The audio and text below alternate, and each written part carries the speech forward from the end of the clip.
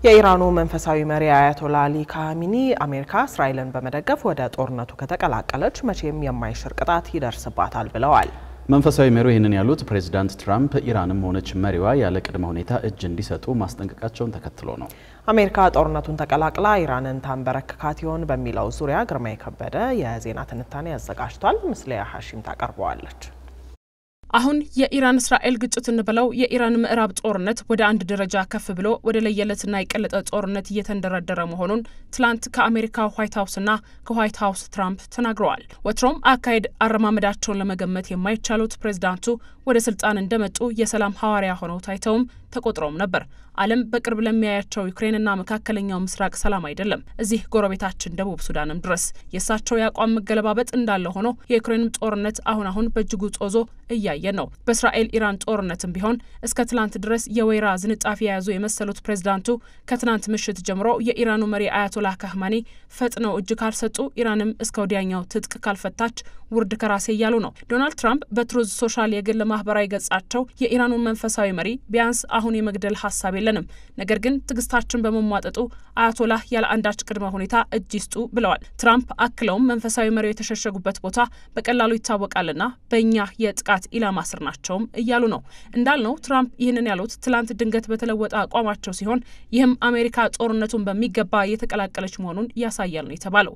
ስለ ትራምፕ አስተያየት የተጠየቁት የዋይት ሃውስ ባለስልጣናት ትራምፕ የተናገሩት የሚያምኑበትን ነው፣ አሜሪካም በዚህ አቅጣጫ ነው የምትመራው ሲሉ በቀጥታ ስርጭት ጋዜጣዊ መግለጫ ተናግረዋል። እንግዲህ አካሄዱ እንዲህ ከሆነ አሁን እጅህ ያለ ቅድመ ሁኔታ ስጥ የተባሉት የኢራኑ መንፈሳዊ መሪ አያቶላህ አሊ ካህማኒ በበኩላቸው ጦርነቱ ገና አሁን ተጀመረ እያሉ ነው። በዚያኛው ወገን ይሄን ወደ ኋላ እንመለስበታለን። በተረፈ ፕሬዝዳንት ትራምፕና አስተዳደራቸው እስካሁን በነበረው የኢራን እስራኤል የ6 ቀን ጦርነት ጊዜ ከኔታንያሁ ጀርባ አልነበሩም ለማለት አብዝቶ ነው የሚከብደው።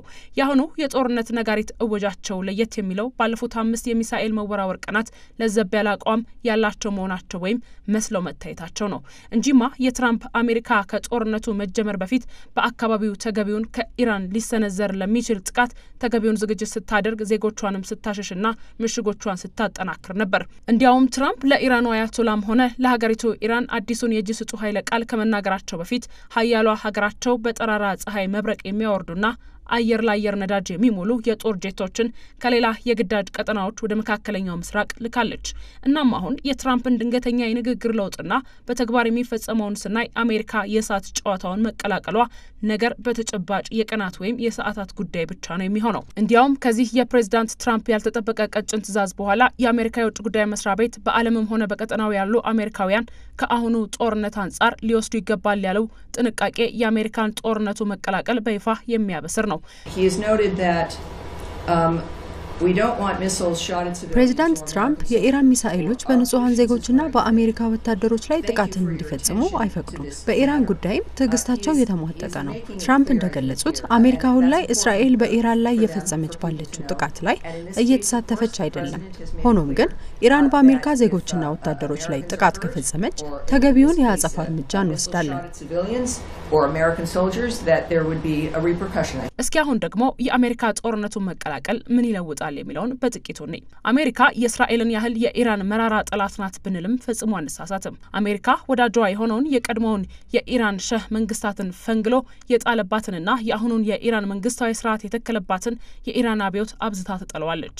በኢራንም በፈረንጆቹ 1953 ቀጥታ በመፈንቅለ መንግስት መሳተፏ የዋሽንግተንንና የቴህራንን የኖረ ጥላቻ ያመላክታል። እናም ዩኤስ አሜሪካ አጋጣሚውን ካገኘች የቴህራንን መንግስት ለመጣል የምታባክናቸው ሽርፍራፊ ጥቂት ሰከንዶች የሏትም። ወቅታዊው የኢራን እስራኤል ግጭት ለአሜሪካ ህቡዕ በረከት ነው አወረደላት የሚባለውም ለዚህ ነው። ከሁሉም በላይ ደግሞ ትራምፕ ወደ ጦርነቱ እንድትሳብ ከልብ ይፈልጋል ለሚባለው የእስራኤል መንግስት የአሁኑ የትራምፕ አቋም በእጅጉ መልካም ዜና ነው። ሌላው ውጊያ ይቅርና አሜሪካ ብቻ የታጠቀችው ግዙፍ የቢ52 ቦምብ ጣይ አውሮፕላን የሚያዘንበው ግዙፍ ፈንጂ የኢራንን ተራራማ የኒውክሌር ተጠርጣሪ ይዞታዎችን በርቅሶ ለማውደም ብቸኛ መፍትሄ ነውና የአሜሪካ ጦርነቱን መቀላቀል ለእስራኤል ደስታና ሐሴትን ነው የሚያመጣላት። በሌላ በኩል ኢራን በትራምፕ እንደታዘዘችው እጅ ትሰጣለች ብሎ ማሰብ አብዝቶ የዋህ መሆንን ይፈልጋል። እንዲያውም ኢራን ከወዲሁ እንኳን መሪዋን አሳልፋ ልትሰጥ የነዳጅ መተላለፊያ የሆነውን የሆርሙዝ የባህር ወሽመጥ እዘጋለው እያለች ነው።